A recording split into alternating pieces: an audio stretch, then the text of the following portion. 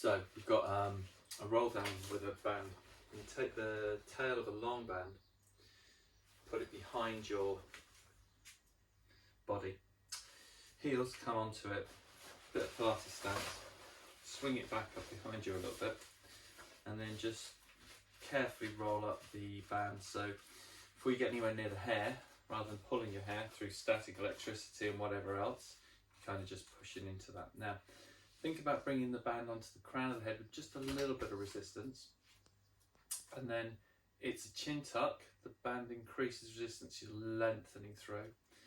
And then you're rolling through your neck, your rib cage, your waist, and pulling yourself down towards the floor all the time, pushing up, backwards into the band. Weights on the toes, breathing out. Hold shape, breathe in. Think about rippling back now. Feel as though the band is almost pulling you down, but you're keeping back with it and coming up, up, up. Now as the waist starts to pull off, start to think about lengthening up and push the crown of the head up towards the ceiling rather than pushing your breastbone forward and coming away from the band. Just start to stay with it and grow taller and push in. Keep that length, tuck the chin and roll down again. So maybe 3, 4, just kind of playing with the point. You can stop at the sticky bits and try and get a little bit more out of those bits, or you know, a little bit less, just finding some form. And then with the arm, get the loop. So it wants to be about shoulder width. This is probably a little bit short, but it'll do for now. And then middle of forearms, parallel. So we're trying to find that point where we're engaging through the posterior cuff of the shoulder. So if my elbows start to pull out, it means I'm using top of the shoulder. If my forearms are rotating, I'm using triceps or biceps. And it's like my body will find loads of ways of doing something. But what I can do to help is I can make a fist. And that helps engage the feet forward through the hands into the shoulders, get that sense of connectivity. And then bring the arms forwards and up, and then keeping the forearms parallel. Try not to lean back away. That's going to turn the glutes off, which is going to turn the posterior cuff off. So think about arms in front of you, push forwards and up. And take the arms as high as you can with the elbows narrow, elbows parallel to the forearms. And then as you bend the elbows, try and really feel your shoulders staying connected on your rib cage. It looks like this in the front. So we're really pushing the arms up into the air, breathing out. And as we pull up, see my forearms want to turn, I'm trying not to let it happen. And as I pull down, I'm really engaging through my shoulder. I might need a little bit more on that left side just there. And create that strength. Okay, so that's forearm 1. The second exercise is with like a hand weight or a toning ball, something that you can hold on to. So imagine that was just a toning ball or just a small hand weight. And then lying on your back, elbow down. Now, if your shoulder's tight, you lift the elbow a little bit onto a block or a couple of books or cushions, something like that. And then working with the elbow supported, squeeze, and then rotate. Have the other hand on your shoulder so you can feel if something happens. Rotate the arm bone in the shoulder socket and keep the shoulder cuff active as you bring the hand down towards the floor. Try and really stop the shoulder from rolling forwards by using your glutes and this muscle at the back of the shoulder. And then as you breathe in, bring the arm back up. Now keeping it really steady, really strong. You might want to squeeze a bit more. As you breathe out, bring the hand backwards, rolling the arm bone in the shoulder socket, and just pause before you get to the point where it disconnects. So just feel really strong, maybe make a bit more of a fist to get extra range. Breathing in to come up, always breathing out to move the arm down. Breathing in to come back, breathing out to move the arm back. So reducing the amount of support under the elbow makes it more complicated and difficult. Increasing the amount of load, decreasing the amount of squeeze. That's going to make the exercise harder. So just play with that. And up to 12, 3 times with a break in between. And with the forearm pushes, again, maybe 8 a set of 8 and then a break for 30 seconds, and then set of 8 and then a break for 30 seconds, and then if you can do another one. But if it really feels horrible, just do 2 sets, and then maybe the next couple of times later do 3 sets. So that's 2. Then we're going to get the band.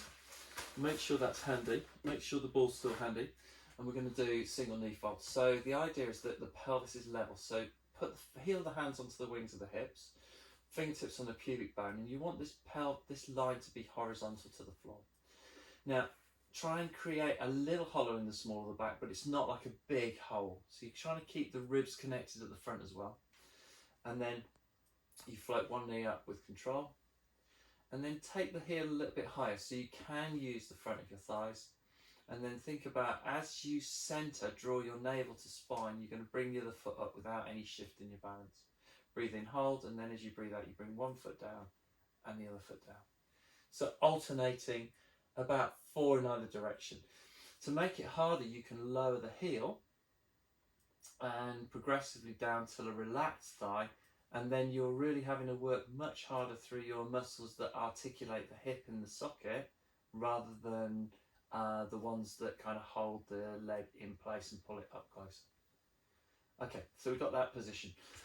That's part 1. So there's lifts, and again, maybe 8, maybe twice, but not hundreds. You know, if you start to feel lots of wobble, keep it small, keep it simple, build on quality of movement, and then build on quantity of movement. So take the band around the feet, use the band to help support, cross it over the ankles, and if you've got a light band like this, it's quite nice to do a double band, so I'm going to do that. So you've got a bit more force, a bit more support. Hold the band in either hand, bring the elbows to the floor. Now the amount of force down is matched by the amount of force pushing away. Neutral spine, that little flat level pelvis, and then squeeze the heels together, and as you breathe out, keep the hands still in space, keep the back really strong, push through the legs.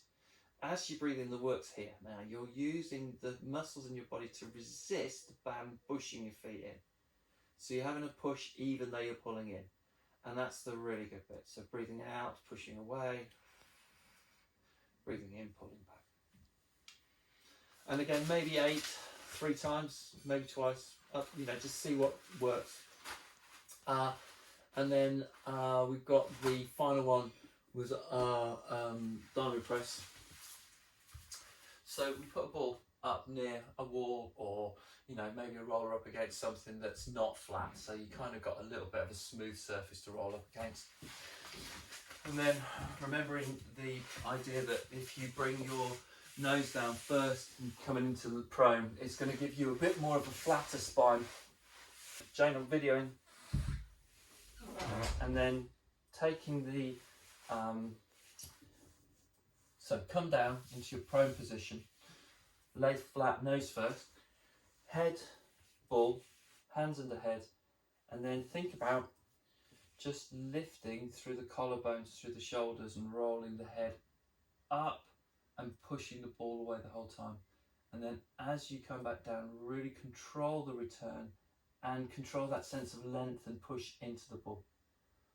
Breathe in to prepare, breathe out, lifting and lowering.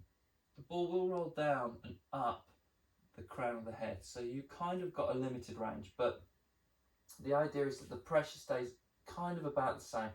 Even though you're arcing backwards and it's getting less, because the ball's rolling down, you can maintain a similar position, similar pressure. Okay, so the final thing was we're going to do just a chin tuck and a chin lift, keeping that rolling of the ball on the rollers so that we've got long neck, control, strength, balance. So with the diamond press up and down, maybe 4 sets of 5, and then with the chin tucks just 5. You know, not hundreds, because it's quite a lot trying to articulate at the base of the skull, this atlas axis. Always we've done spinal extension, like to do some reverse. So finish off with a little cat back and try and pull your sit bones down as you pull your waist up. Really arch into your back. Breathe in, and then as you breathe out, release back into a neutral spine, lengthening through the tailbones and the crown of the head. don't make it more heavy in the hands than the knees. Just really feel that you make it the same amount of push through knees and hands, and then feel that evenness through the curl in the lumbar spine as well as the rib cage. Breathe out, let it go.